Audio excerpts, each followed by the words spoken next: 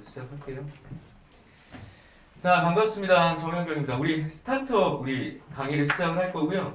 확률과 통계라는 과목에 이제 선택 과목으로 좀 분류되어 있는 확률과 통계 이야기를 할 거야.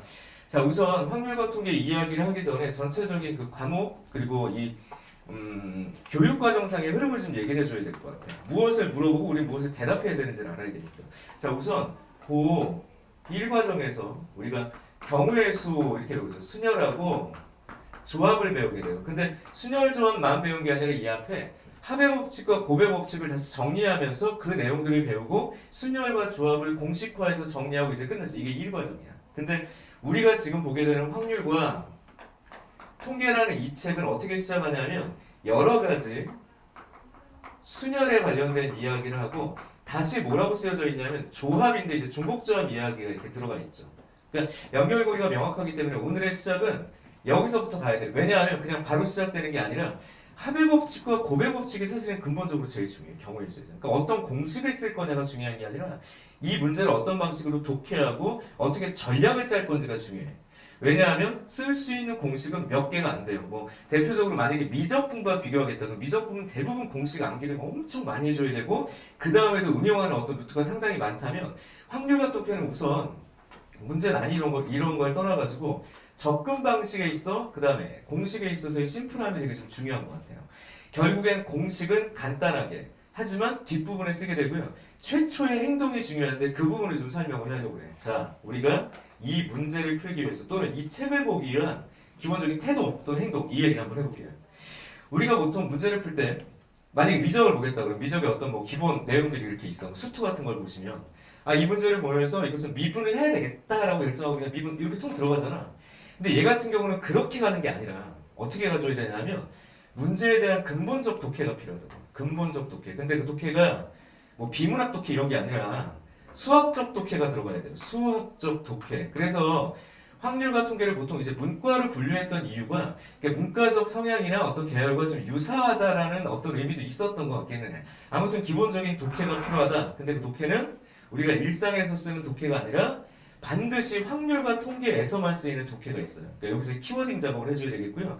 그게 끝나게 되면 각 문항마다 만약에 공식을 그냥 적용한다. 그럼 그런 문제는 쉬운 거야. 자, 우리가 수능 기준으로 좀 설명을 해보면 수능에서는 8문제가 확률과 통계 선택 문제가 나오고 22개의 문제가 수학 1과 수학 2에 있죠. 자, 물론 수능에서는 확통 8문제도 있고 미정 8문제도 있고 기하 8문제도 있다. 어쨌든 8문제를 확통해서 물어본다라는 가정하에 이 8문제 중에서 그럼 과연 어려운 문제를 최대 몇 문제를 볼 거냐 우선 5 플러스 3으로 보면 딱 될 것 같아요. 요거 많게는 뭐 4 플러스 4까지도 갈 수 있는데 그건 아니야. 뭘 분류한 거죠? 쉬운 문제, 어려운 문제. 그래서 이 5개의 문제는 사실은 수능 입장에서는요. 거의 공식이 직접 적용되는 수준이라고 봐도 무방할 만큼 문제는 굉장히 좀 쉽게 주어진다고 보시면 될 것 같아. 그럼 이 세 문제는 어떻게 분류되냐? 진짜 뒤에 세 문제로 봐요. 28번, 29번, 30번이야. 근데 문항의 분류상 이 뒤에 게 주관식이에요. 자, 확률과 통계가 사실 문제가 될 게 이거죠. 내가 제대로 셌어. 제대로 구했는데 객관식이면 들쫄려. 그렇잖아. 이게 문제죠. 하나라도 빠져서 그러니까 이게 지금 개념의 어떤 확고 확실한 거는 무관하게 그 시간에 되게 꼼꼼함 그리고 집중력 이런 게 약간 영향을 받을 수 있어가지고 여기서 살짝 좀 쫄리죠. 그지? 그러니까 이 두 개의 문제는 쉽게 내도 어려워 느낌이. 그리고 이게 이제 객관식 마지막 문제인데 보통의 객관식 마지막 문제는 난이도를 가장 어렵게 낸다. 이렇게 좀 일반적으로 우리가 알고 있으면 되니까 이 세 개의 문제가 사점으로서 우리의 발목을 흔들 만한 문제다. 그렇게 보면 많지 않은 거죠. 세 문제 싸움인 거예요. 그러니까 수능을 준비하는 입장으로 선생님 설명할게요. 수능을 준비하는 입장이라면 결국엔 이 세 문제 싸움으로 1년을 가야 된다. 근데 좀 당부드리는 거는요. 사실은 수능 문제를 볼 때 이 확통 때문에 우리가 점수가 떨어지는 건 아니에요. 조금 이제 돌이켜보면. 결국 이거예요. 그러니까 미적분에 비해서 너희들이 유리한 건 사실 거기 있어. 그러니까 공부량이 많지 않다. 그래서 공부량이 많지 않으니까 사탐하고 뭐 이러지 마시고 수원수투 공부를 좀 이렇게 돌려서 이쪽 점수를 많이 끌어오면 사실 전략적으로 얘가 벌어주는 점수와 시간을 이쪽으로 누가 잘 보내느냐의 승부면 충분히 해볼 만한 거예요. 사실. 이제 거꾸로 얘기해보면 확통 시간에 확통을 하지 말라는 얘기입니까? 그게 아니라 충분히 효율적으로 시간을 활용할 수 있는 어떻게 보면 나쁘지만은 않은 과목이에요. 단지 이게 문이과가 통합되면서 어쩔 수 없이 이제 확통 친구들이 많이 밀리고 불리한 건 인정하더라도 긍정적인 부분을 본다면 공부량이 많지 않고 난이도가 높지 않고 충분히 해볼 만한 문제의 난이도라면 얘들의 공부 시간과 실제 100분 시간 할애할 때도 이쪽에 10분이든 15분이든 더 미적보다 유리하다고. 그러니까 그걸 감안하고 본다면 포기하거나 도망갈 시험은 아니다. 이렇게 좀 다시 거꾸로 말씀을 드린다. 다시 돌아올게요. 그럼 이 세 문제 기준으로 했을 때 이 세 문제의 그럼 난이도는 어떻게 보면 좋냐? 작년 수능 문제가 조금 어렵긴 했지만 전반적으로 미적 문제에 비해서 그리고 과거 확률과 통계의 문제에 비해서 난이도가 하향된 거는 맞다. 그리고 30번은 30번 같지는 않아요. 실제 6평하고 9평을 보면서 좀 충격받았던 게 30번 문제는 그냥 평소 쉬운 사점 수준으로 그냥 출제를 했어. 물론 수능에서는 그것이 흔들거리긴 했지만 기본적인 출제의 기조상 확률과 통계는 킬러 형식의 문제는 사실 어려운 준킬러도 나오진 않았다라고 보는 게 원칙적 표현이야. 그냥 예년 다시 6월, 9월보다 11월에 어려웠다. 이거는 이해할 수 있지만 그 전년도 출제에 비해서 확률 통계 문제는 상당히 하향됐다. 그래서 수능 기준으로는 긍정적인 표현이죠. 이 어려운 세 문제조차도 밑으로 깔아앉았으니까. 그럼 결국엔 어쨌든 연간으로 이 세 문제를 풀기 위해서 학습 계획을 찾되 그냥 준킬러 수준의 문제들을 확실하게 풀 수 있다면 온통 다 커버가 된다. 이렇게 보시면 될 것 같아. 얘마저도 못 풀만한 킬러가 나온 적은 없다. 그래서 과거 기출문제 중에서 통합형 문제에서 28번, 29번이 확통 문제 되게 어려운 문제가 항상 들어갔었거든요. 요게 이제 30번으로 들어갔고 그러면서도 약간 다운그레이드 됐다. 이렇게 보시면 되니까 기존 기출 문제로 커버가 되는 게 맞아요. 수능은. 좀 긍정적인 부분 말씀드렸어. 그러면 이 세 문제를 풀기 위한 행동인 거야. 여기는 거의 공식이 적용되니까 좀 갈등 요소가 없어. 문제 풀 때. 쭉쭉쭉쭉 풀리는 거라고 한다면 결국엔 저 세 문제 혹은 뭐 이제 3학년 1학기에 내신 뭐 2학년에 내신을 보는 친구들이 있는데 내신에서 어려운 문제의 어떤 고통스러운 순간은 뭐냐면 이런 건 아니란 얘기야. 이런 키워드는 바로 다음입니다. 다음 바로 뭐냐 이 문제마다 조건마다 이게 어떤 조건에 대해서 기준이 있어. 예를 들어서 뭐 남학생을 기준으로 할 건지 여학생을 기준으로 할 건지 뭐 흰 구슬을 기준 이런 거잖아. 여러 가지가 있을 때 이게 박스가 기준이냐, 공이 기준이냐, 사탕이 기준이냐, 그럼 빨간 사탕이 기준이냐, 맛있는 사탕이 기준이냐, 맛없는 사탕이 뭐 기준이 있을 거냐. 기준을 설정해서 이 사건을 쉽게 얘기해 볼게요. 적절히 쪼개야 돼요. 요걸 좀 수학적으로 표현하면 사건은 보통 집합화된 표현을 해주시면 돼요. 그러니까 A라는 어떤 사건이 있어. 이건 그냥 풀 수 있으면 쉬운 문제라고. 이런 거. 근데 그게 우리가 발목을 잡는 건 아니야. 거의 뭐 암기해서 끼워넣으면 되니까. 근데 문제는 이 사건을 무엇이거나 자 어떤 기준이 있을 거야. 그러니까 흰 공이 한 개이거나 흰 공이 두 개이거나 이거나 자 따라해보자. 이거나 따라해봐. 이거나 또는 자 이거예요. 이거나 또는이면 어떻게 된다? 합으로 다 한다고. 합. 그래서 이게 어떤 기준으로 뭐 A1 이거나 이렇게 되는 거죠. A2 쪼개. 그럼 어떤 기준의 사건이 두 개로 쪼개질 수 있고 세 개로 쪼개질 수도 있고 네 개로 쪼개질 수 있는 이 쪼개는 과정이 사실 제일 중요해요. 이거. 이 과정은 언제 사실 고1 때 했다고 해야 돼. 아니면 중학교 수준에서 사건을 쪼개서 이것들을 정리해서 너의 경우의 수를 세겠다라고 얘기를 한 게 엄밀한 바로 합의 법칙인 거야 이게. 그렇죠? 그래서 A인 경우 따로 세고요. 이거지. A2인 경우를 따로 셌어. 그러면 A1과 A2가 동시에 겹쳐진 게 있는지를 고민하고 찾는 게 그 다음 단계였잖아요. 그래서 만약에 여기도 세워지고 여기도 세워져서 공통인 부분이 있다. 이거 뭐 집합에서는 교집합, 사건에서는 뭐 곱사건, 뭐 공통인 부분. 그 녀석은 한 번만 세야 돼. 그러니까 이렇게 집합 세듯이 이렇게 빼주면 되겠죠. 이런 3단계를 거치면 되는 거예요. 그래서 사건을 쪼개서 그 사건을 각각 세가지고 정리해서 더하겠다. 그걸 우리가 합의 법칙이라고 부른 거야. 그러니까 근본적으로 너희들이 생각하는 뭐 합하고 곱하는 거 누가 못해라고 생각하는 이 부분이 제일 중요한 거고. 그 다음에 두 번째 고배 법칙 이야기를 해보면 그럼 고배 법칙은 어떤 키워드로 설명이 됐었던 거냐. 그럼 다시 기준을 잡는 게 제일 중요하다. 그러니까 예를 들어서 흰 공이 4개가 있어. 뭐 검은 공이 5개가 있어. 그럼 여기서 얘를 기준으로 얘가 서술한 건지 얘를 기준으로 서술한 거지만 캐치하면 문제가 끝난다. 이렇게.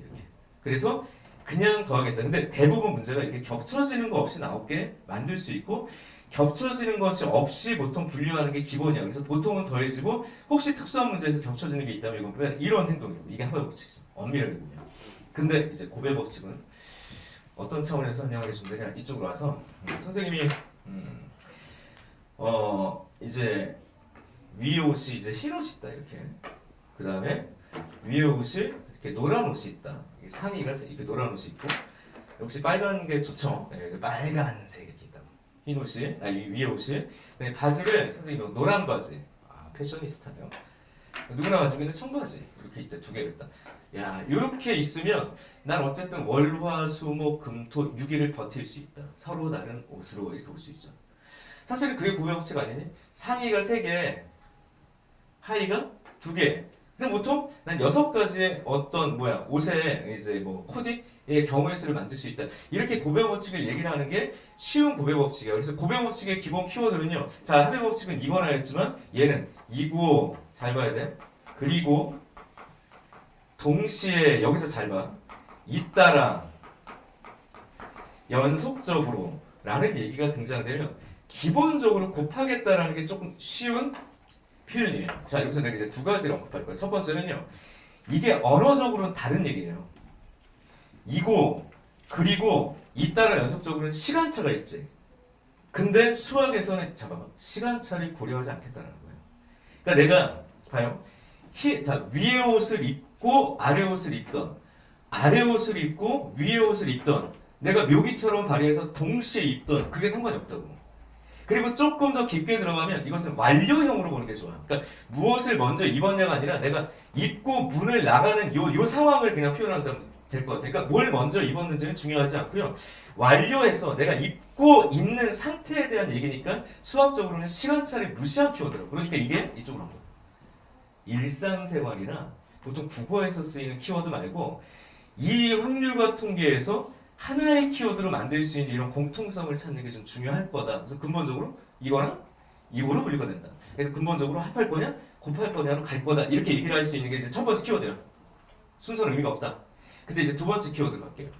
우리가 고배법칙을 여기까지만 이해하는 건 사실은 굉장히 초보적인 거야. 맞는 얘기인데 고배법칙은 사실은 합의법칙으로 설명되어져 있다. 잘 기억해봐. 잘 기억해봐. 이렇게 돼 있었어. 진짜? 왜 그럴까요? 내가 만약에 내가 처음에 기준자라고 했죠. 그럼 이건마저도 누가 봐도 3 곱하기 2인데 조금 복잡하게 생각한다면 내가 흰 옷을 상의를 고르는 상황이라고 하면 그것에 대해서 내가 고를 수 있는 바지가 2가지잖아. 자, 뭐 한 거죠? 상의 기준으로 분류하면 흰 옷이거나 노란 옷이거나 빨간 옷이거나 이렇게 되잖아. 그럼 얘도 2가지? 얘도 2가지? 얘도 2가지니까 엄밀하게 갈게요.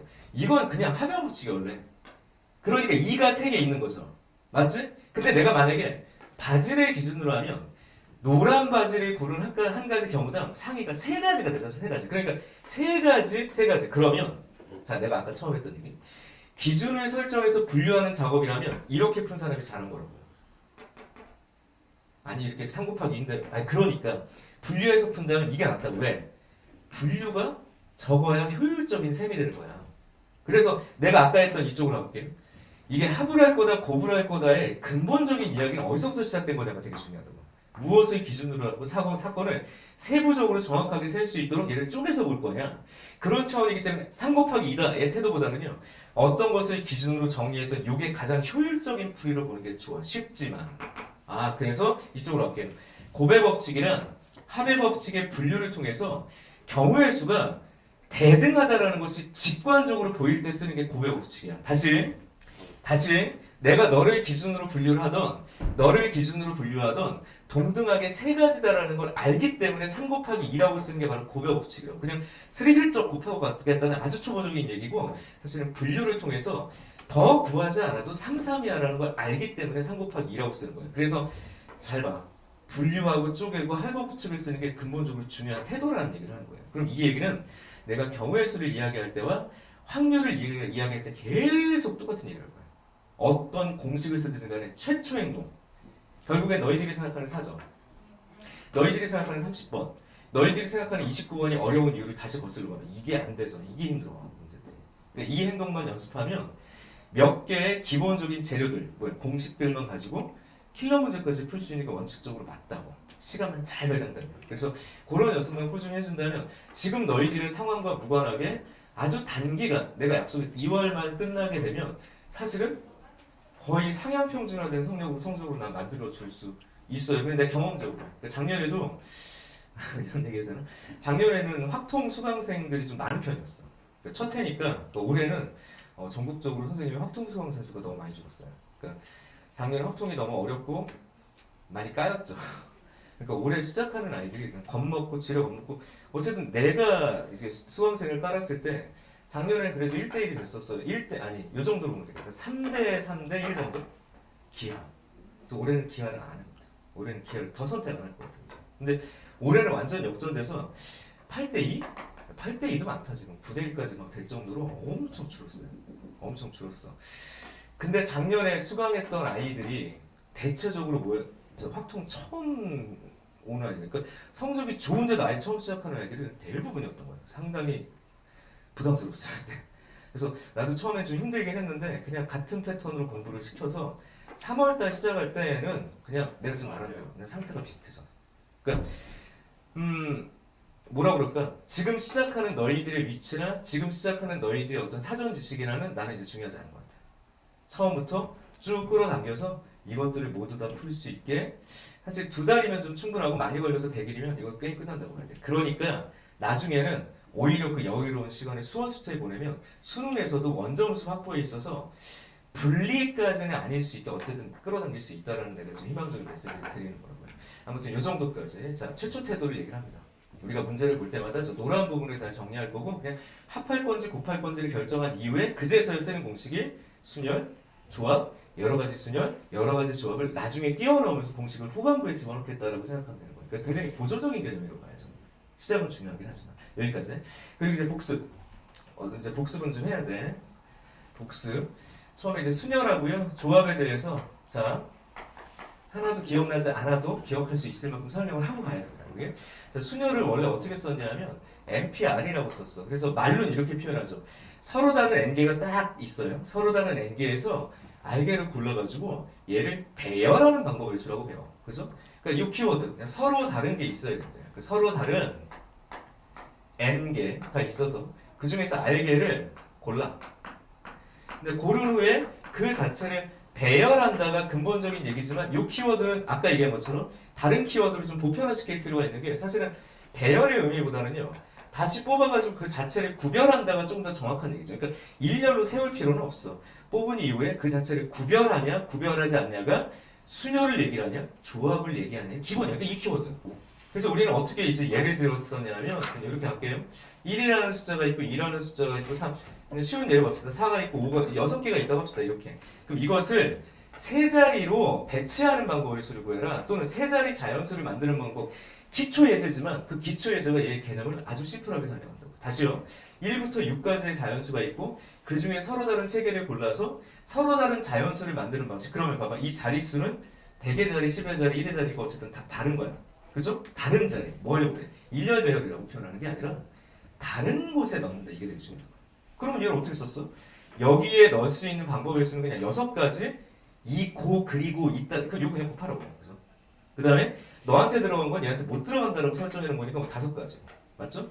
근데 여기 4가지고 이걸 우리가 보통 6P3이라고 부르는데 자 사실상 얘는 공식은 무의미해요. 지금 봐봐. 순열 자체의 공식은 이걸 수업 아니지 문제 풀 때 이걸 쓸 필요 없고 그냥 뭐 한 거지 지금? 이게 중요합니다. 더 심플하게 공식을 찾고 공식에 대입해서 이걸 수식을 나열하고 이건 약간 미적분적 사고방식이지. 경우의 수는 그렇게 푸는 게 아니라 진짜 숫자를 세는 거니까 그냥 각각의 경우의 수, 각각의 경우의 수, 각각의 경우의 수 선택. 곱. 그래서 순열은 공식에 의존하지 말고 그냥 곱의 법칙을 쓰겠다 이렇게 생각하면 돼요. 그래서 이 녀석의 공식이 어떻게 됐었던 거냐면 n가지 너 빼고 n-1가지 이렇게 하나씩 줄여서 선택이 가능한 것들을 지속적으로 뭐 r개를 곱하겠다라고 설명이 됐던 거야. 그래서 얘를 형식화한 걸 보면 1, 2, 3 이렇게 됐으니까 네가 하나 적으니까 요게 이제 플러스로 오히려 바뀌면서 이런 공식들이 그냥 생겼을 뿐이죠. 근데 이걸 외워가지고 어디다 집어넣는 게 아니라고요. 그냥 곱의 법칙으로 풀 거야 라고 생각하는 게 순열의 시작인 거예요. 시작.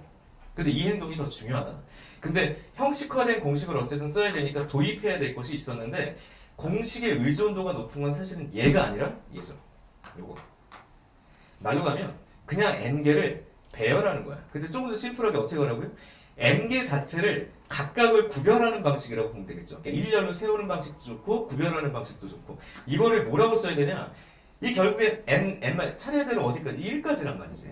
그러니까 거꾸로 보면 1부터 차례대로 얘들을 쭉 곱한 수인데 우리가 이걸 뭐라고 약속했었니? 1학년 때. 그쵸? n 팩토리얼이라고 약속을 한 거야 이거. 이거 상식적으로 기억해야 돼. 사실 공식 의존도는 없어. 사실 안 써도 그만인데 얘는 공식에서 중요해. 그러니까 그냥 n개를 배열하겠다. n개의 서로 다른 자리를 주겠다. 또는 n개를 구별하겠다. 그러니까 우리 교실에 만약에 20명의 학생이 있어. 그럼 그 20명의 학생들에게 이런 얘기를 하는 거죠. 각각의 인물을 부여할게. 그냥 이 키워드는 20팩토리얼이야. 맞아? 야, 일렬로 서 이것도 20팩토리얼이고. 그러니까 같은 거다. 이렇게 보시면 되겠고 얘는 굉장히 공식 의존도가 높다. 얘는 문제적 남자라고 아니? 무슨? 문제적 남자. 요즘에도 방송을 하는 것 같아. 문제적 남자 시즌 1에 시즌 1이면 내가 2017년 꽤 됐네. 2021 이투스 입성하면서부터 이걸 안 했거든. 그 전에는 문제적 남자 선생님이 자문이었습니다. 그럼 이제 집에서 자문하는 게 아니라 그냥 거기 저기 어디야? CJ 거기 촬영하는 데가 있거든요. 쇼미더머니 촬영하기도 하고 거기 촬영장에서 앉아가지고 5시간이고 6시간이고 계속 문제 푸는 거야. 그 PD 옆에 앉아있는 거야. 문제를 만들기도 하고 검수하기도 하고 근데 아무리 그렇게 소통을 해도 수학 전공자들이 아니다 보니까 좀 힘들어요. 그래서 그 자리에 내가 앉아있어야 돼. 앉아가지고 연산을 제대로 하는지 답을 제대로 내는지 PD가 계속 맞아요. 맞아요. 아니요. 맞아요. 맞았어. 이걸 계속 해줘야 되는 거야. 근데 그때 되게 놀랐던 게 특정 수의 배열해가지고 만들 수 있는 어떤 수의 조합을 물어보는 게 있어요. 그러니까 우리가 타겟 넘버를 줘, 뭐 152. 그러면 얘들이 게임을 통해 가지고 카드를 막 이렇게 얻어내. 그럼 자기가 얻은 카드를 가지고 연산을 통해서 152를 만들면 상을 주는 거야. 야, 근데 그때 놀랐던 게 전현무 이런 애들 팩토리얼을 쓰더라고. 상상도 못했어요. 그냥 2의 5제곱 이런 거 쓸 거라고 생각을 했어. 그래서 이런 거 쓰겠지, 뭐 루트 정도 쓰겠지 이런 생각을 했는데 팩토리얼을 쓰더라고. 사실 일상생활에서 우리가 팩토리얼을 쓰진 않지만 야, 학교에서 배운 건 여기 와가지고 아주 자연스럽게 쓰는 걸 보고 되게 놀랐던 것 같아요. 자, 수학을 전공하지 않은 사람들에게도 이건 상식이라는 얘기를 하려고 그래. 잘 봐. n 팩토리얼. 우리한테는 너무 중요한 숫자 꼭 기억해요. 반드시 기억해야 될 것. 얘보다도 네가 중요하다. 그래서 이걸 나중에 원수녀라고 좀 구별하려고요. 직수녀이라고 우리끼리 부를게요. 팩토리얼을 내가 직배열 또는 직수녀 이렇게 부를 거예요. 당연히 원수열과 구별을 좀 하려고. 아무튼 이 정도까지 그런 공식이 있다. 그러면 세 번째, 어쨌든 형식화된 공식을 알려줬으니까 순열도 공식의 모양은 기억하고 있는 게 사실은 개념적으로 맞아. 특히 내신 문제는 그걸 활용하고 있는 어떤 뭐예요? 방정식 문제가 나올 수도 있고 수능 문제도 여전히 가능성은 있어. 그러니까 써보기는 할게요. N, P, R을 잡았을 때 어머나 NPR을 보면 여기 봐봐요. N부터 너까지 차례 곱인데 야 뭐만 좀 더 있으면 이게 팩토리얼 아닐까요? 이쪽 좀 어두우니까 저기서 쓸게. 이거 봐봐. 이쪽으로 와봐요. 지우고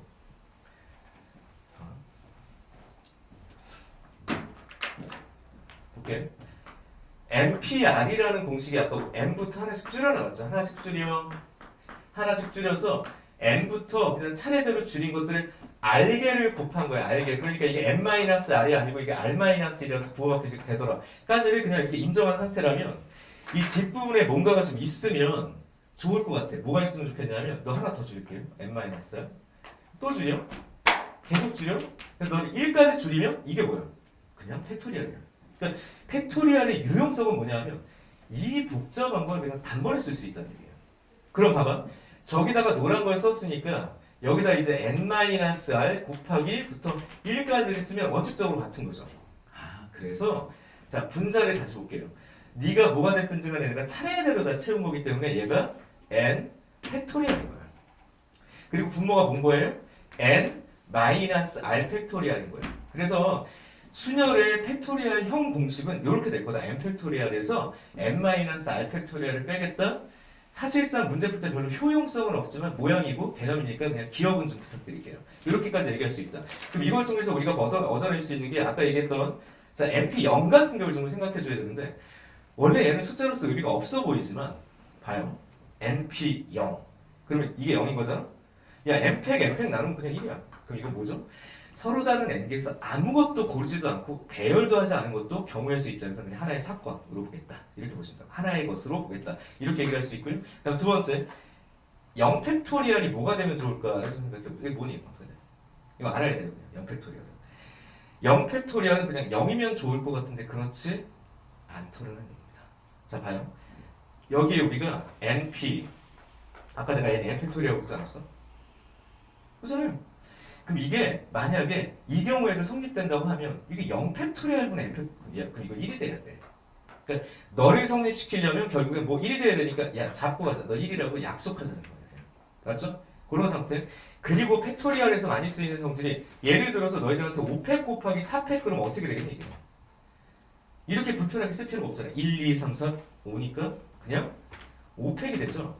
그러니까 보통 문제에서 연속수의 곱기에 뭔가 이렇게 딱 덕지 붙을 경우들이 생겨요. 그럼 이걸 그냥 n 플러스 1 팩토리얼로 보면 된다라는 이런 기본 공식들만 암기한 채로 넘어가는데 실제 문제 풀 때는 고백 법칙을 쓰시고 형식적으로 이 값 자체를 물어보는 경우가 있을 테니까 좀 외우고는 있으셔야 된다는 얘기예요. 아셨죠? 여기까지가 기본 순열입니다. 순열. 어쨌든 순열. 그 다음에 넘어갈게요. 이제 조합 얘기를 해보자. 조합. 봅시다. 여기다 별표. 아까 내가 순열은 사실상 공식으로서는 별로 의미가 없어요. 고백 법칙 쓰면 실제 문제 풀 때 이게 더 편하고 형식화된 공식은 이렇게 있으니까 개념적으로는 좀 외우고 있는 건 필요하다. 그러니까 실전용이라기보다 이 식 자체를 필요로 할 수가 있으니까. 근데 조합은요, 그 어떤 하나도 빼놓지 말고 다 외워야 돼요. 그러니까 조합은 공식 의존도가 높다. 순열은 공식 의존도는 높지 않고 고백 법칙을 활용할 뿐이다. 다시 조합은 모든 공식의 의미가 있다. 이렇게 보셔야 돼요. 그럼 조합은 뭐냐? 서로 다른 n개에서 그냥 알게를 그냥 골라 그리고 끝나는 거예요. 그러니까 순열보다도 사실은 더 심플해요. 그냥 서로 다른 n개에서. 자, 교실에 20명 중에서 내가 3명을 오늘 면담을 할 거야. 자, 순서는 3명을 남아라 이렇게 얘기하면 그냥 끝나는 거고. 3명 남아. 그럼 어떻게 돼? 그 사람이 조합 개념이야. 근데 20명 중에 3명을 남기고 시간을 배치해줘.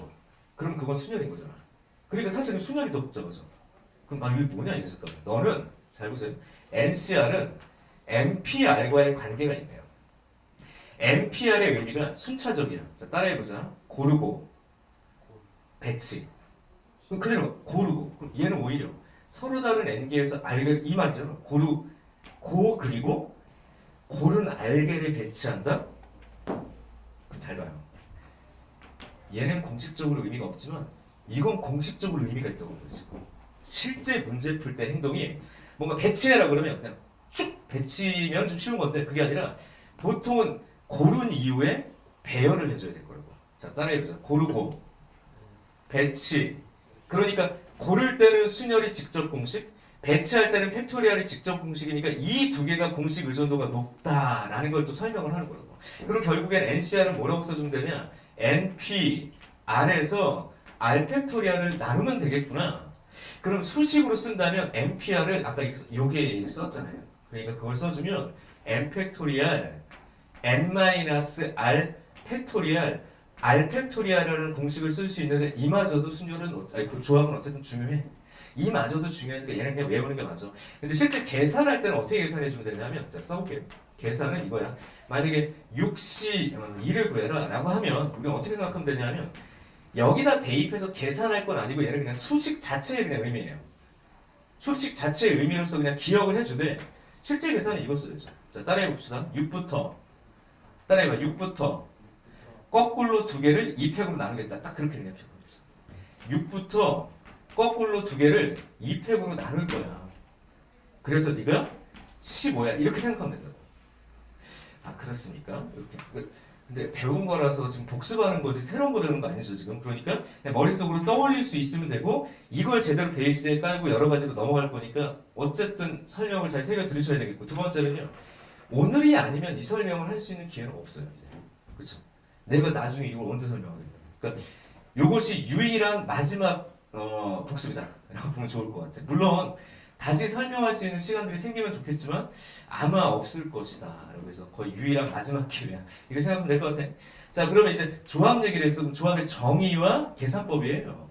그럼 당연히 성질이 생길 건데 조합의 성질에서 1차적으로 중요한 건 우선 대칭성 이렇게 이름을 붙일게요. 자, 따라해볼까? 무슨 성? 대칭성입니다. 자, 그럼 이게 NC R하고요. NC N-1이 같다. 대부분 기억하고 있을 거라고 기대해요. 이게 같다. 근데 왜 같으냐? 여기다 대입하면 그냥 똑같아 나. 그러니까 예를 들어서 이거 오른쪽을 써주면 요 공식 다시 가볼게요. 말이 좀 꼬였어. 다시 가볼게요. 얘는 공식마저도 중요하다. 내가 아까 이거 얘기했대. 외우면 좋을 것 같아. 어디에 좋을 것 같아? 이거는 조합 증명하고 확인할 때 쓰인 이유는 거의 쓸 일이 없어. 왜 순열은 그냥 고요고책 쓰면 다 끝난다고 그랬잖아. 그러니까 얘는 공식의 중요성은 이제 소멸된 거야. 하지만 얘는 이 자체도 중요하고 얘는 계산도 중요하고 그러니까 하나도 빼놓지 말고 다 기억한다? 그 오른쪽으로 다시 가봐요. NC N-1은 R은 N 팩토리얼이고 얘 의미가 뭐야? 이 두 개를 빼겠다는 거잖아요. 그럼 봐봐. N에서 N-R을 빼면 또 R팩인데요? 뒤에 걸 그대로 쓸 거 아니야. 그럼 이 앞뒤를 바꿔도 똑같아요. 앞뒤를 바꿔도 똑같다고. 지울게요. 이건 무조건 합니다. 근데 팁을 좀 드리면 팁 잘 보시옵소서. 너랑의 합이 그냥 얘인 거잖아. 그죠? 그럼 만약에 뭐 이렇게 쉽게 물어보진 않겠지만 여기 9가 있고요. NC 뭐 5가 있다. N이 뭐냐고. 그냥 14. 그쵸? 이게 이제 첫 번째 효용성이고 두 번째는 지금 한 것처럼 만약에 내가 6C4를 물어봤다. 이거 불편해요. 6, 5, 4, 4, 4팩 굳이 그렇게 계산할 필요 없지. 돌려가자는 얘기야. 이걸 더 줄일 수 있죠. 얼마로? 6C? 그런 거죠. 그러니까 이렇게 계산하지 말고 이렇게 바꾸라라는 것에 의미가 있으니까 정말 어느 것 하나 빼놓지 말고 그냥 꼼꼼하게 외우고 있는 게 실제 계산에 도움을 주는 거다.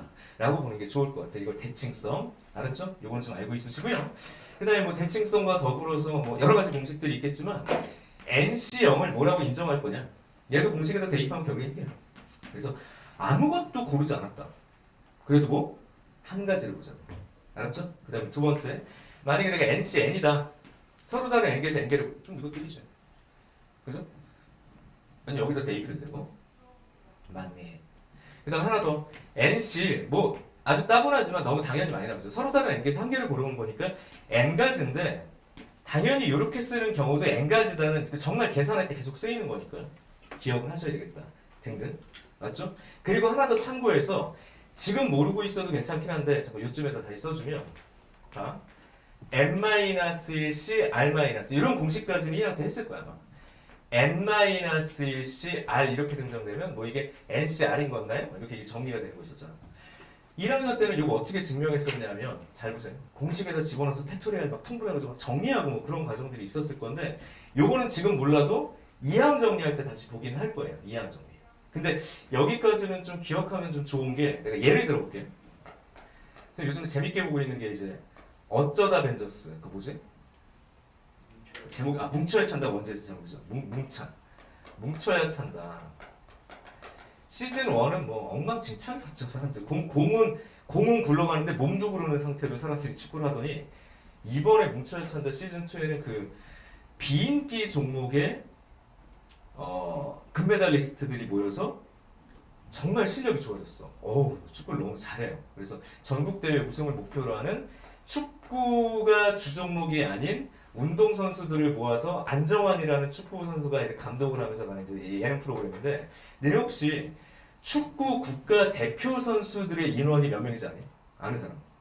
남자들은 좀 또 남자 차별 얘기하면 안 됩니다. 어쨌든 축구 좋아하는 친구들이 있을 테니까 모르나요?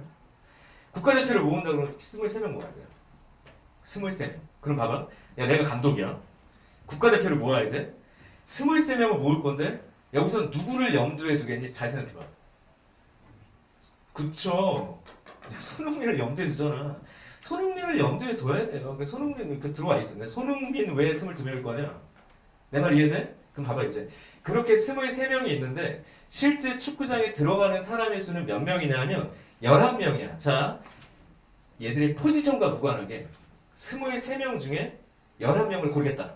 배치 안 했습니다. 23명 중에 내가 11명을 우선 뽑아야 될 것 같아. 그 방법이 우리가 보통 얘기하는 뭐겠어? 좋아요죠. 그 예를 들어볼게요. 23명 중에 내가 11명을 뽑을게. 그럼 여기서도 고민되죠. 누가 기준이야? 손흥민을 넣을 거냐 말 거냐. 자, 이게 분류예요. 야, 뭔 소리예요? 다시 모든 경우의 수는요. 쪼개는 게 연습이 돼야 돼. 그러니까 뭔가 기준이 있어. 그러니까 내 입장에선 손흥민을 넣을 거냐 말 거냐가 나한테 너무 중요해. 나머지 사람들은 모르겠어. 잘 이거예요. 손흥민을 넣을 거냐 말 거냐. 그럼 봐봐. 여기 봐요.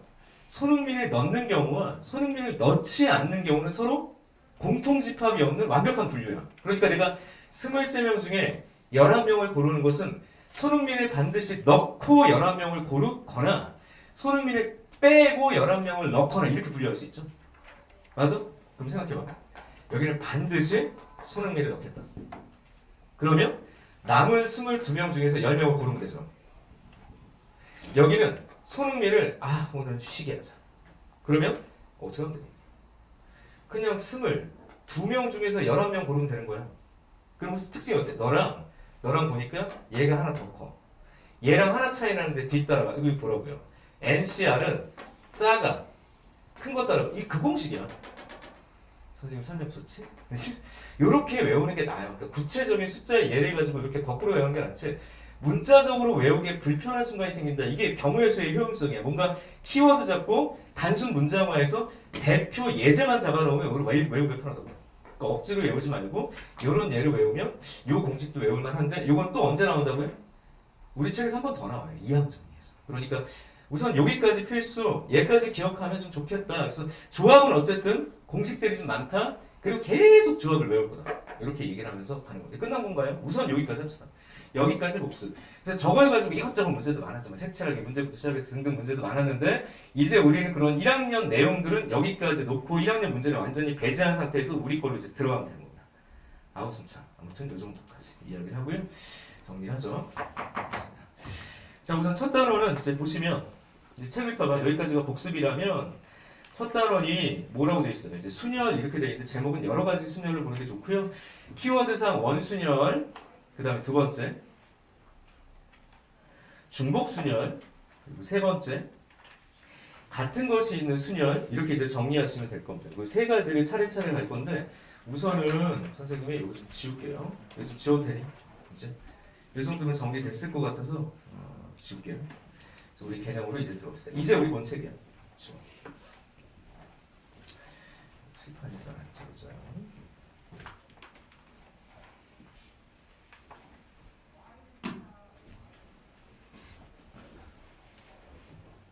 가자. 자, 우선 첫 번째 개념, 이렇게 넘버링은 안 줄게요. 원순열. 원순열. 자, 교과서적 개념을 그냥 전달하고요. 실전 개념을 좀 얘기해 보도록 할게요. 원순열 그러면 책에 뭐라고 되어 있냐면 이렇게 되어 있어요. 그냥 책 그대로 설명을 하면 원순열은 서로 다른 것을 원탁 위에 나열해서 나열하는 방법의 순열을 원순열이라고 그래. 근데 원순열은 회전해서 일치하는 것을 같은 것으로 볼 거야 이렇게 얘기를 합니다. 그래서 보통 우리가 뭐에 집중하게 되냐면 그냥 원탁 위에 뭔가를 배열하겠지 이렇게 생각을 하는데 더 중요한 게 있어요. 이 원탁이라고 표현되는 이 원은요 예전에 자리 구분이 없는 이라는 표현이 더 중요한 거예요. 회전해서 일치한다는 얘기는 위아래 좌우가 없다. 위아래 좌우가 없다. 그래서 교과서적은 이렇게 설명하죠. 봐요. 여기에 내가 만약에 원탁에 같은 간격에 이렇게 의자가 똑같은 게 4개가 있어. 그러면 우리가 보기에는 위아래 좌우가 이렇게 구별되는 것처럼 보이지만 이 칠판에 그려놓은 이 그림은요. 상하 좌우에 구별이 없고 이 자리랑 이 자리랑 이 자리랑 네 자리가 구분되지 않는다라는 단서를 무조건 깔아. 그래 보통 회전하여 일치하는 것은 같은 것으로 본다는 키워드를 무조건 괄호에 넣어요. 문제에서. 그래서 이게 원순열이다라는 걸 그냥 묘사를 한다고. 여기에 1, 2, 3, 4라는 걸 배치하는 방식을 교과서에서는 이렇게 얘기하세요. 봐. 여기에 내가 만약에 1, 여기에 뭐 2, 여기에 3, 여기 이제 4가 있어. 근데 그 녀석이 1, 2, 3, 4의 배치와 2, 3, 4, 1의 배치와 3, 4, 1, 2의 배치와 4, 1, 2, 3의 배치는요. 이걸 일렬로 직배열하면 자, 그럼 뭐 사팩이라고 표현되는 그 직배열 중에서는 요 두 것들이 다 다른 거지. 맞아요. 다 다른데 원배열에서는요. 봐봐. 여기가 2, 3, 4, 1. 여기서는 2, 3, 4, 1이 다르지만 얘는 요거를 오른쪽으로 툭 돌리면 겹쳐지지. 라고 설명을 해서 책에. 그리고 또 어떻게 돼 있어? 너를 어떻게? 3, 4, 1, 2. 그럼 저 녀석을 90도 툭 돌리면 겹쳐지지. 맞습니까? 여기 4, 1, 2, 3 그러면 얘를 오른쪽 툭 돌리면 또 겹쳐지지. 그러니까 이 네 가지는 다 같은 한 가지야. 우리 책에서 뭐라고 얘기를 해? 그냥 직배열 기반으로 해서 항상 똑같은 게 네 개가 생기니까 이걸로 나눠야 돼. 3팩이야. 이게 그냥 교과서적 설명이야. 이게 교과서적 설명이야. 근데 이 설명은 선생님이 생각하기에 그렇게 좋은 설명은 아니다. 시험 때 맨날 돌리고 있을 필요 없잖아. 맞아? 그러니까 그냥 원배열 3팩. 그래서 보통 이제 n개의 서로 다른 녀석을 똑같은 n자리에 배치하는 방법을 우리가 n-1 팩토리아라고 그냥 기계적으로 암기하기에는 뭐 좋을 것처럼 보이지만 사실상 저걸 가지고 실전적으로 문제를 푸는 거니까 이걸 유추하면서 푸는 거 힘들죠. 그래서 공식을 외우는 도구로서는 괜찮아. 근데 선생님이 설명 좀 다르게 할게요. 선생님 설명을 좀 다르게 갈게. 자, 이쪽으로 와봐요. 잘 들어야 돼. 원탁에 있어. 자, 우리 이거 알아? 요거 아니야. 원탁의 기사라는 키워드 알아? 영국의 그 반전설이라고 해야 되나? 실존 인물이긴 해요. 아더왕. 아더왕이 실존 인물이긴 하지만 이게 우리나라처럼 어떤 건국 신화적으로 좀 바뀌어가지고 약간 뭐 전설처럼 뭐 엑스칼리버를 뭐 지금 토르를 좀 빌려온 느낌인 것 같지 않습니까? 토르. 이 망치는 나밖에 못 들어.처럼 엑스칼리버라는 명검이 땅에 꽂혀 있는데 이 검을 꼽는 자가 이 영국의 왕이 될 것이다. 뭐 그런 거거든. 누구나 뽑으려고 도전하지만 왕만이 뽑을 수 있어. 그걸 딱 뽑은 사람이 아더왕이라는 거야. 구라치고 힘들지. 아무튼 단군 신화보다 더 믿기 힘들어. 아무튼 그런 이야기를 펼쳐 나가는데 이때 이제 원탁의 기사라는 게 뭐냐면 이제 아더왕과 같이 움직이는 그 기사단을 얘기를 했었는데 왜 원탁의 기사냐면 사실 민주주의의 어떤 시초라고 볼 수 있는 게 아더왕이 이렇게 얘기를 한대. 자, 우리 이 세상을 멋지게 만들기 위해서 우리 또 뭐 정치를 잘하기 위해서 또 우리 어떤 뭐 팀을 잘 꾸리기 위해서 자 계급장 떼고 토론하자 이거예요. 계급장 떼고 토론하자. 나는 너희들의 위에 있는 사람이긴 하지만 토론할 때는 너희들의 얘기를 수평적으로 제대로 들어야 이게 제대로 된 토론이지 않겠니? 그래서 진짜 원위에서 원탁 위에서 토론을 했대. 그 기사단을 원탁의 기사단 또는 원탁의 기사단. 자, 공평 뭐라고요? 자리 구분 없음. 이게 중요해. 자, 그래서 여기에 n명의 사람들이 있다. 근데 원탁의 기사 아더왕이 있고 아더왕이 있고 원탁의 기사들이 n-1명 있다고 해봅시다. 그럼 여기에 같은 강력으로 n개의 똑같은 자리를 놓은 거야. 그럼 이 안에서는요 왼쪽 오른쪽 위 뭐 구분 없어요. 동서남북 구분이 없는 그냥 똑같은 자리. 아까도 얘기했죠. 우리는 공평하다. 그래서 이제 여기 앉을 건데 기사 이렇게 그래도 왕이시여. 찬물도 위아래가 있는데 먼저 가시죠. 먼저 가시죠. 자, 왕이 먼저 갑니다. 가. 왕이 앉아. 그럼 얘가 앉는 방법의 수를 n가지라고 부르면 안 되는 거예요. 생각해봐. 자리 구분이 없으니까 얘는 한 가지로 가야 돼요. 어떤 자리에 들어가도 얘의 선택은 다 같은 한 가지인 거야. 자리 구분이 없다. 그래서 얘는 선택의 방법이 아더왕은 한 가지다라고 보셔야 돼요.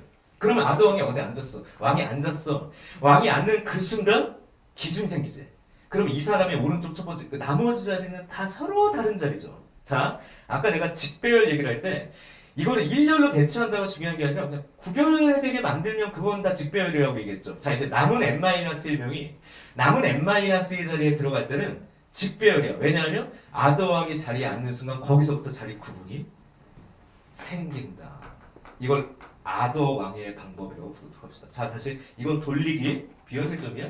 얘가 아더왕의 방법. 그래서 한 명 더하기 나머지 꼴로 아더왕 방법으로 보면 문제는 훨씬 더 쉽게 보여요. 그러니까 문제를 풀 때 자리 구분이 있냐 없냐의 키워드가 중요한 거야. 자리 구분이 있으면 그냥 직배열하고 똑같이 보라고. 그래서 니네 내신 관련 문제를 보면요. 이게 지금 이제 수능은 잘 안 나오긴 하는데 내신 관련 문장에서 이걸 어떻게 활용할 수 있냐. 정다각형이 이렇게 있다. 예를 들어서 정다각 탁자야. 아씨 왕이시여 원탁이 깨져버렸습니다. 야 정사각형이라고 들고 왔어. 딱 앉혀. 우선은 8명이 와 있어. 8명이 와서 8명이 이 자리에 앉아야 돼. 자, 근데 여기서 잠깐 혹시 오해할까봐 이쪽으로 할게요. 아더왕이 아니라 왕이시여 오늘 기사 1번이 어제 싸움을 하다가 다리를 다쳤는데 지금 빨리 앉혀야겠습니다. 그래 먼저 앉혀라 라고 얘기를 해도 달라져? 안 달라져. 그러니까 누가 먼저 가느냐, 누가 어디에 앉느냐, 처음으로 가는 사람이 누구냐는 중요하지 않아. 누구든 한 가지라고. 알았어? 또 여기서 오해하는 게 그러면 아더왕 말고 n명 중에 한 명 부르니까 n 곱하기 그게 아니라 누구를 골라도 대등하게 한 가지다. 그럼 나머지는 직배역이다. 요 사고방식이 더 심플하다. 그럼 다시 가볼게요. 8명이 토론해야 돼. 이제 앉아야 돼. 앉아야 되는데 8명 중에 누구도 좋으니 야 먼저 우선 가. 이렇게 먼저 가. 그럼 얘는 선택이 한 가지. 아니 다시 할게요. 얘는 선택이 몇 가지냐고 이해가는 게. 잘 보십시오. 정사각 탁자에서 회전하여 일치하면 같은 것으로 보겠다라고 얘기를 해버리면 잘 보십시오. 요 자리랑 요 자리는 같을 수는 없겠죠. 왜냐면 이 면 기준으로 해서 다르죠 이건. 근데 이쪽 면을 보면 요 노란 걸 보고 그럼 이건 돌리면 그냥 같아져 버리죠. 또 이해를 하셔야 됩니다. 잠깐만 이게 이렇게 이거 헷갈렸어요. 요거 이렇게 되면 돌리면 같죠? 맞지? 이렇게 하면 헷갈리지 말고 이렇게 써주자. 그럼 봐라. 자, 첫 번째 얘가 고를 수 있는 방법을 몇 가지를 보는 게 타당하냐 이거야. 그렇습니다. 노라냐 빨가냐 빼고는 구분이 안 돼요. 그러니까 너는 선택이 두 가지야. 그리고 여기서 끝. 남은 7명은 그냥 막 빼려고. 왜? 누군가 자리에 앉았잖아? 이젠 자리 구분이 나머지 자리에 생긴다. 자리 구분이 있느냐 없느냐. 그럼 선택과 고별 법칙 자리 구분이 있느냐 없느냐. 직배열을 바꿔야죠. 이 방식으로 보는 게 사실은 더 유용하니까. 이걸 언제 돌리고 있을 거냐고. 이걸 애들 보통 이거 뭐 8팩 잡아놓고 이거 똑같은 게 4개가 있으니까 야 그거 언제 나누고 있을 거냐고. 그래서 보통 어떤 사람들은 또 면에 몇 개가 들어가냐. 그건 일관적이지 않은 설명이에요. 도형 바뀔 때마다 계속 똑같은 얘기를 해야 되잖아. 그게 아니라 도형이 바뀌어도 원칙적인 풀이는 일치해야 되는 거예요. 그러면 뭐 이런 문제. 만약에 정삼각 탁자야. 오늘 또 정삼각 탁자가 깨졌습니다. 야 삼각형이라도 가져왔어. 그래서 9명이 모였어. 몇 명? 9명에 그 이러면 이제 설명이 가능해요. 몇 가지는 됐다. 9명이 있으면 1 플러스 8. 야 아무나 빨리 가서 앉아. 그럼 아무나 빨리 가서 앉아. 그 아무나가 고를 수 있는 방법은 세 가지라고. 한 면당은 자리가 좀 구분이 생겨요. 그러니까 세 가지 모르고 나머지는 어떻게 돼? 야 그냥 막 가라 이제 이렇게 된다고. 그러니까 이런 거 계속 활용하면 되는 거죠. 뭐 직사각형이 이렇게 있어요. 직사각형이 있어서 자 오늘은 또 직사각형 늘어났습니다. 뭐 10자리가 있다 예를 들면 눈치채. 요거에서 이제 좀 잘 보시면 됩니다. 이렇게 10자리에 10명이 앉아야 돼. 근데 회전에서 일치하면 같은 것으로 봐야 돼. 여기서 회전에서 일치하는 거면서 같은 경우는 이게 대칭 구조 하나밖에 없어 지금. 그러니까 첫 번째 사람이 고를 수 있는 것만 조심하시면 돼요. 하나, 둘, 셋, 넷, 5자리가 다르다. 그렇죠? 그 우선 얘랑 다르고 이 라인에서 3개 다르고 이 라인 그러니까 우선 첫 사람이 들어갈 수 있는 건 5가지. 그럼 10명 중에서 한 놈 들어갔네? 뭐 9패. 이렇게 일관성 있게 정리를 하면 아무리 복잡한 문제라도 사실 그 라인을 벗어나지 않는 상태에서 원순열을 풀 수 있다. 그래서 난 이걸 좀 추천해요. 아더왕 방법. 알았지? 이렇게 이야기를 합시다. 원탁의 기사 원순열, 원탁의 기사 원순열, 1 플러스 n-1꼴 이런 느낌. 아무 한 명 들어가고 n-1들이 직배열이 되는 그런 구조로 설명을 할 수 있으면 원순열을 풀기가 편하다. 괜찮을까요? 이 정도까지 이야기를 합시다. 그리고 뒤에 문제를 같이 조금 풀어보죠. 어쨌든 내가 이렇게 해놨죠. 기본적인 문제부터 난이도를 올린다고 했는데 원순열에 자 지금 이제 기출 문제예요. 원순열의 출제를 보면 만약에 원순열이 문제를 어렵게 만들잖아. 와 거의 뭐 킬로. 그러니까 원순열에서 문제 어렵게 만들면 한도 끝도 없어. 진짜 힘들기는 해. 그런데 수능을 출제하는 사람들이 보니까 원순열의 출제의 빈도는 수능 기준으로 많이 높아지긴 했는데 난이도를 어렵게 만들기 힘든 것 같아. 내가 출제해봐도 난이도의 조절이 좀 쉽지 않아요. 조금만 문제를 바꿔도 난이도가 확 뛰고 이러니까 좀 안정적으로 단순한 사점 형식의 출제까지만 출제가 되고 있어서 아직은 어렵지 않다. 그래서 세 문제 정도만 풀고 정리를 하고 좀 넘어가려고 해요. 첫 번째 문제 봐봐. 자, 좀 지우고 가봅시다. 우선 기본 개념. 근데 뒤로 갈수록 문제는 좀 어려워질 수 있다 이렇게 보시면 돼요. 오늘은 좀 쉽다. 이렇게. 자, 첫 번째 문제 이제 몸풀기. 이제 개념 설명을 했으니까 문제로 가볼게요. 만약에 그냥 원탁이 있어요. 5자리가 있어요. 5명이 가요. 그럼 이거 그냥 공식 쓰면 돼. 4팩. 그죠? 5명이 가요. 그럼 4팩 이렇게 쓰면 되는데 제약 조건을 하나 걸었겠죠? 첫 문제는 2020학년도 9월 나형 14번인데 이거 수정하십시오. 이게 매크로를 잘못 돌려가지고 3점으로 들어가거든요. 4점. 그러니까 14번이 4점이었던 시즌 이렇게 보시면 돼요. 그러니까 여기서부터 4점이었거든 예전에. 그래서 쉬운 4점이야. 근데 쉬운 4점 치고도 정말 쉬워. 자, 봅시다. 5명이 둘러앉을 수 있는 원 모양의 탁자와 하고 맨 밑에 줄로 가요. 회전에서 일치하면 같은 거다. 그러니까 원순열을 쓸 거야 라고 얘기를 해준 거니까 다시 위로. 자, A, B를 포함한 8명의 학생이 있습니다. 이 8명의 학생 중에서 A, B를 포함해서 5명 선택 동그라미. A, B를 포함해서 5명 선택. 여기까지 있죠. 하고 이 5명 학생 모두를 일정한 간격으로 탁자에 둘러앉게 할 때까지는 좋은데 밑줄. A와 B가 반드시 선택이 된 후에 A와 B는 이웃 동그라미야. 이웃. 그러면 우리 잠깐 복습. 첫 번째 키워드. 우선 생각의 순서는 이건 뭐 분류까지는 필요 없는 문제예요. 이거 단순한 문제니까. 공식 그냥 쓰긴 할 건데 쓰기 전에 고르고 내가 아까 이렇게 얘기했잖아요. 고르고 배치. 이런 얘기했죠. 한 번에 배치하지 말고 배치의 대상이 될 수 있는 걸 지금 고르라고 했으니까 고르고 그러니까 조합 쓰고 원배열 쓰고 이렇게 느낌을 가져야 돼요. 그 다음에 이제 두 번째 생각의 순서는 이렇다. 두 번째는 이웃한다라는 키워드와 이웃하지 않는다라는 키워드를 1학년 때 어떻게 썼는지 좀 기억해 줄 필요가 있을 것 같아요. 딱 1학년 수준에서. 그러니까 만약에 이렇게 얘기할까요? 여학생이 1, 여학생 2가 있고 남학생 1이 있고 남학생 2가 있고 남학생 3이 있다. 이렇게 됐을 때 남학생과 여학생 5명을 그냥 배치한다 그러면 그냥 오팩이야. 근데 이제 예를 들어서 여학생이 이웃한다 이랬을 때 우리가 어떻게 했는지만 기억하면 돼요. 자, 묶어서 이것을 하나의 묶음으로 보자. 그러면 남1, 남2, 남3 여학생의 묶음 또는 조 이렇게 볼 수 있죠. 그러니까 이런 건 따라해볼게요. 전체 배열. 따라해봐. 전체 배열. 부분 배열. 그게 무슨 말이냐? 너를 전체를 보고 하나, 둘, 셋, 넷 전체를 배열하고 이 속에서 자기들끼리 자리가 바뀔 수 있을 거니까 전체 배열, 부분 배열 이렇게 이제 곱으로 가면 되는 거예요. 아 그래? 이 두 가지 가지고 문제 바로 풀면 되죠. 자 우선 얘가 시키는 대로 합시다. 전체 8명 중에서 5명이 필요한데 A, B는 반드시 골랐으니까 남은 6명 중에서 3명만 더 있으면 돼. 그러니까 그냥 조합이죠.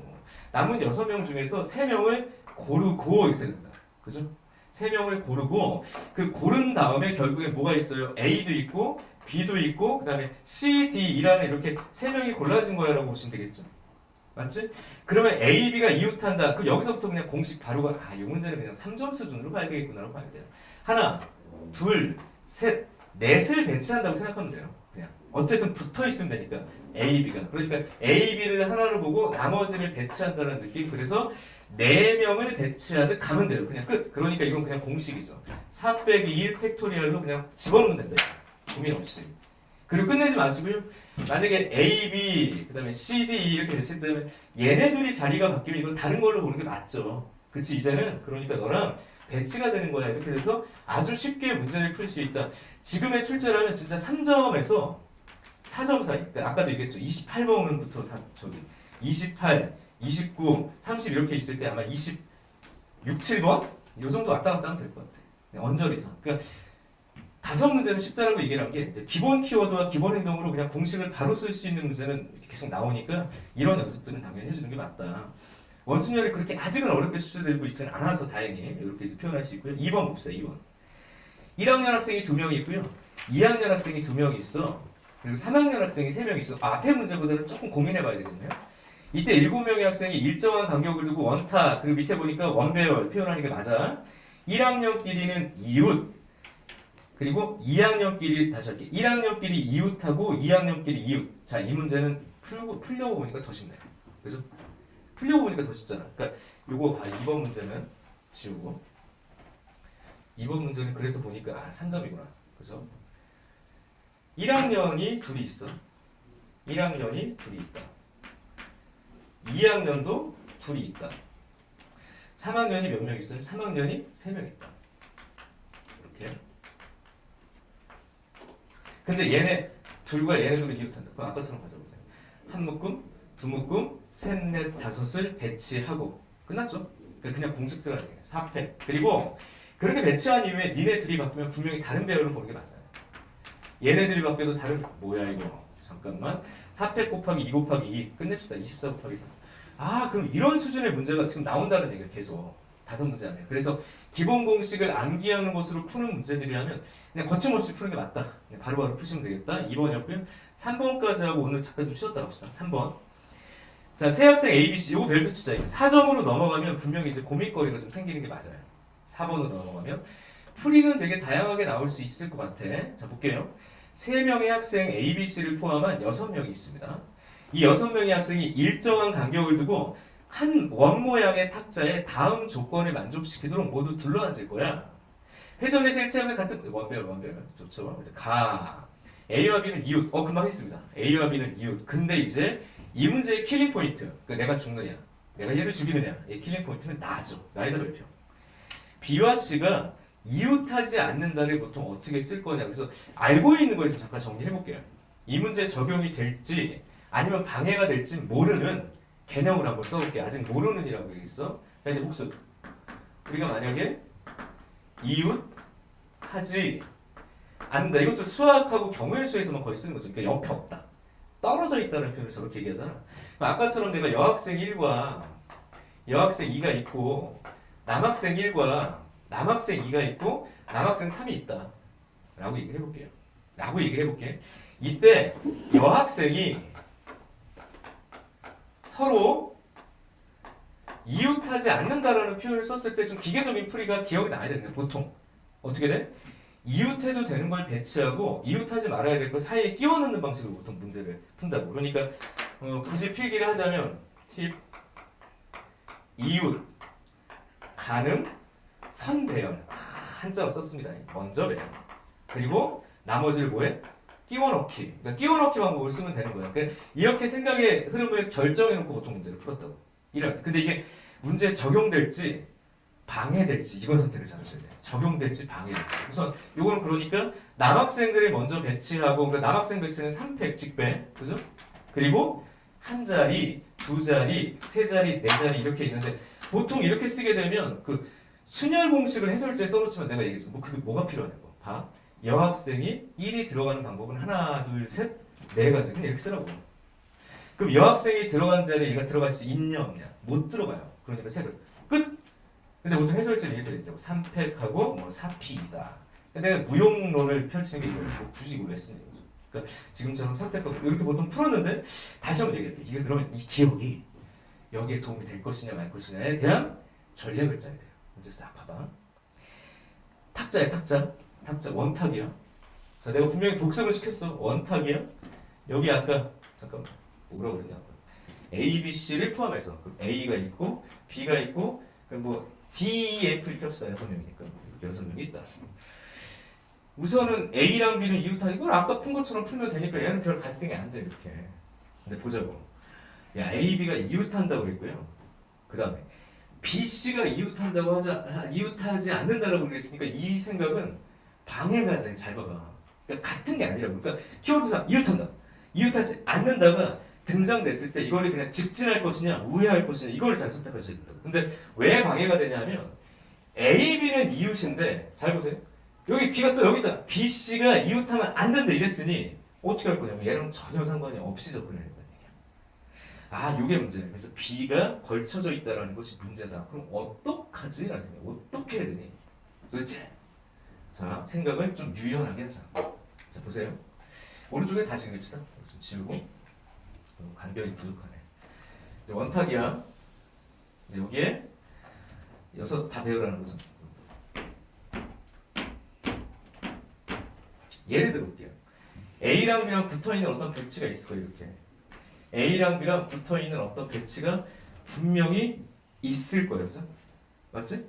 이렇게 배치가 돼 있는 상태다라고 하자. 예를 들어서 그러면 C가 갈 수 있는 자리와 없는 자리에 대한 표현이 있어요. 이렇게 돼버리면 C는 여기에는 못 들어가요. 그죠? 근데 C는 여기에는 가능해. C는 여기에는 가능해. C는 여기에는 가능해.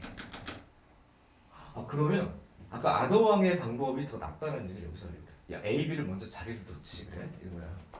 A, B를 먼저 자리에 놔. 그리고 나머지를 직배열하듯이 끼워 넣으면 되는 거야. 이게 되게 더 유연한 거죠, 이게. 그러니까 공식에 매몰되면 안 되는 이유가 여기 있어. 자꾸 n-1 팩토리얼을 어디다 집어넣지? 그러면 이제 안 되는 거야. 문제가 어려워지기 시작하는 순간 조금 더 유연하게 차분히 또는 뭐 분류를 하던 기준을 잡던 이렇게 가야 되는 거야.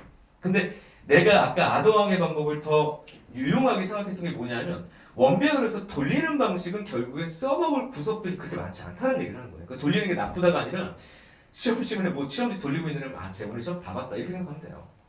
그게 중요한 게 아니다. 자리의 구별, 자리의 구분, 누가 먼저 들어가고 이걸 직배열로 볼 거냐 아니면 원배열로 구별할 거냐. 그럼 직배열화하는 방법이 뭐냐라는 생각이 바로 아더왕 방법이었다. 그럼 다시 가볼게요. 생각의 순서를 결정해 봅시다. 우선 A와 B를 먼저 배치. 그러면 C가 제약 조건이 붙으니까 C를 배치. 나머지 배치. 그럼 어떤 특정 순간부터는 직배치라고. 그죠? 자, 그럼 여기 가볼게요. A와 B가 붙어 있어야 되니까 그냥 마치 한 자리에 배치하듯이 그 연속된 두 자리를 고르면 돼요. 그러면 자, A와 B의 순서를 우선 무시한다면 A와 B를 배치하는 최초의 방법은 한 가지로 돼 이거예요. 만약에 얘를 이렇게 놓는 방법이 몇 가지겠냐? 그러니까 저기가 A, B든 여기가 A, B든 우리가 보기에 이렇게 시계 방향 쪽으로 A, B 이렇게 붙어 있는 거면 이건 한 가지라고. 내 말 이해되니? 그러니까 이건 한 가지라고. 이렇게 배치해. 그럼 C는 여기에 못 들어가. C가 들어가는 방법은 더 이상 원배열이 아니야. 서로 다른 세 자리 중에 하나 고를 거니까 이 방법을 세 가지로 보는데 이제 생각을 이제 거꾸로 해. 뭔가 약간 그렇죠. 왜냐하면 A, B도 있고 선생님 B에도 있는데 그럼 어떨 거야? A, B와 B, A는 그건 다른 걸로 봐야지 이렇게 되거든요. 다시 봐. 헷갈림을 방지하기 위해서 지금처럼 보는 거야. 그러니까 이게 지금 이렇게 A, B든 이렇게 A, B든 이렇게 A, B든 이렇게 A, B든 이제 상관이 없는 그걸 얘기를 하는 거고요. 근데 만약에 내가 B, A라고 하게 되면 이것은 같은 거냐 다른 거냐고 봤을 때 이건 다른 거로 보는 게 타당하다. 그래서 A, B를 먼저 배치하는 방법이 두 가지다라고 생각하는 것만 좀 조심하면 좋을 것 같아. 그러면 이번에 C가 여기 못 들어가는 거니까 분명히 배치가 다른 거예요 지금 이게. 그렇죠? 하지만 하나, 둘, 셋. 아, A, B의 배치의 각 경우당 대등하게 C 그러니까 곱하는 게 맞다고. 내 말 이해되나요? 그죠? 그래서 2 곱하기 3. 그리고 여기서부터는 그냥 끝이야. 뭘 끝낼 건데? 끝났죠? 2 곱하기 3이고 이제 남은 게 몇 개인데? 그러니까 셋 남았잖아요. 아이고 남은 게 셋이잖아요. 그럼 얘들은 그냥 자유롭다고. 끝났죠? 쉽니 어렵니? 쉬워. 근데 번호를 봐. 이게 몇 번에 나오는지. 문제 보면 2021이라는 데도 수능 문제입니다. 수능 문제. 나형 15번이면 14번부터 4점 1대니까 딱 쉬운 4점 2치인데 지금처럼 선택 과목이 분리된 상태에서 이 정도의 문제라면 나는 이렇게 생각해요. 이게 28번으로 가도 어색하지 않다. 그러니까 어려운 문제 수준이 과연 어려운 문제 수준이 아닐 거라고 기대하고 아니 선생님 그러다 어렵게 나오면 어떡합니까?